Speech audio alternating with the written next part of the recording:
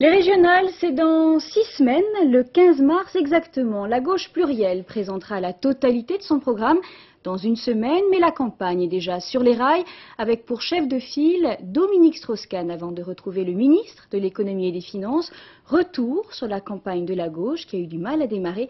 Anne Guillet. Pour les socialistes, Dominique Strauss-Kahn est le candidat idéal pour mener la campagne en Île-de-France et pour briguer la présidence en cas de victoire de la gauche. Mais pour Lionel Jospin, l'homme est également indispensable au ministère de l'économie au moment où la France se prépare à l'euro. Et selon la règle de non-cumul des mandats, Dominique Strauss-Kahn devra choisir l'un ou l'autre. Jusqu'à présent, les socialistes n'ont pas réussi à trancher. Résultat, à gauche, la campagne a démarré très tardivement, alors que la droite est entrée dans la course depuis longtemps et que son chef de file, Édouard Balladur, s'est clairement positionné pour la présidence.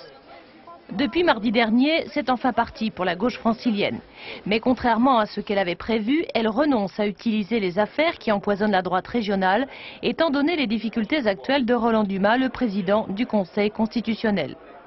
Une campagne sous la houlette de Dominique Strauss-Kahn donc, mais toujours pas de candidat à la présidence. Il y a 2 jours, François Hollande, premier secrétaire du PS, laissait entendre que DSK ne quitterait pas son ministère. Mais alors, qui ?